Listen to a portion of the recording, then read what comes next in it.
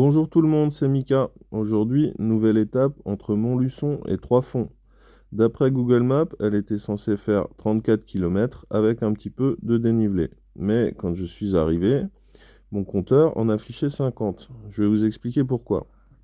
La photo que je vous montre, c'est celle du Cher, que j'ai prise 5 km après mon départ, juste à côté de mon point de départ.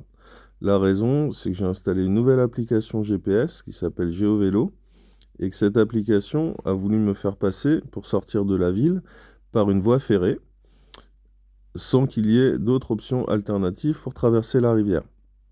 Donc j'en ai déduit qu'elle voulait que je me fasse percuter par un train et j'ai failli la désinstaller. Finalement, je me suis ravisé, j'ai remis Google Maps qui m'a ramené à mon point de départ pour me faire partir par une autre route. J'avais prévu une étape courte parce que le parcours prévoyait pas mal de dénivelé. On me voit ici galérer à la sortie de Montluçon, ça a duré plusieurs kilomètres comme ça, et c'était pas évident. Heureusement, j'ai encore une fois eu beaucoup de chance avec la météo, et j'ai été accompagné par un superbe ciel bleu durant toute la journée. J'ai commencé à m'enfoncer de plus en plus dans la campagne, tout était très très beau autour de moi, surtout avec le ciel bleu, mais je voyais petit à petit la largeur de la route se rétrécir, et je me demandais comment ça allait continuer. Bien sûr, ce qui devait arriver arriva. Je me suis retrouvé dans mon premier chemin de terre. Encore, celui-là était relativement praticable, surtout par temps sec, j'arrivais à avancer, ça ne me posait pas trop de problèmes. Et quand je regardais autour de moi, j'étais très content d'être là. J'ai donc continué sans me poser plus de questions que ça. Ensuite, c'est devenu un petit peu plus tendu. J'ai commencé à véritablement galérer à nouveau avec le vélo. Mais bon, la forêt par ciel bleu, c'est magnifique, donc je l'acceptais et je continuais à avancer en espérant que la situation s'arrange un petit peu plus loin. C'est quelques kilomètres après ce chemin-là que ça a véritablement commencé à partir en cacahuète. Je me suis retrouvé à suivre un autre chemin encore plus dégradé pour, au bout, arriver sur une voie sans issue conclue par une propriété privée fermée par une barrière. J'ai dû faire demi-tour et refaire 2,5 km dans l'autre sens. J'ai alors trouvé une autre route, et c'est quand j'ai aperçu les éoliennes qui tournaient que j'ai réalisé que le GPS venait de me mettre un énorme vent. Bon, après, il n'y avait pas que des chemins de terre, il y avait aussi des belles portions de route, comme celle-là, où j'ai pu me taper une descente relativement sympa.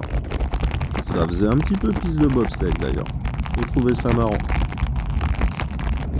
Quelques kilomètres après cette descente, le coup du chemin de terre hyper long, dégueulasse, de la propriété privée au bout et du demi-tour obligatoire m'est arrivé une deuxième fois.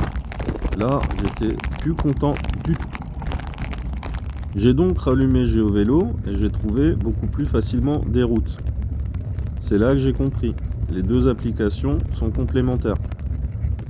Google Maps fonctionne très très bien en ville où tout est soigneusement documenté, et GeoVélo fonctionne beaucoup mieux à la campagne. Bon, après, quand on est au fin fond de la Creuse et qu'on veut éviter les axes principaux, des fois, il n'y a pas le choix. Il faut passer par les chemins de terre quand même. Ceux que GeoVélo m'a trouvés ne passaient pas par les propriétés privées, étaient relativement courts et relativement sympas. Bon, il y a quand même eu ce passage à gué qui était un petit peu délicat.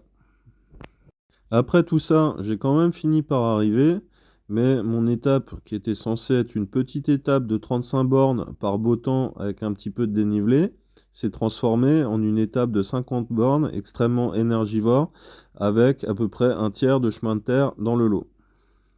Le vélo était véritablement dégueulasse, j'ai passé plus d'1 heure à le remettre en état. Par contre, quand j'ai vu l'endroit où j'ai atterri, j'ai compris la raison de tous ces efforts. J'ai terminé la journée dans un petit studio super sympa, dans une ancienne ferme rénovée qui se situe en haut d'une colline et qui offre une vue magnifique qui va super loin. Je peux même apercevoir les volcans d'Auvergne en toile de fond. Voilà, c'est tout pour aujourd'hui. Merci à tous d'avoir regardé cette vidéo et à bientôt pour de nouvelles aventures.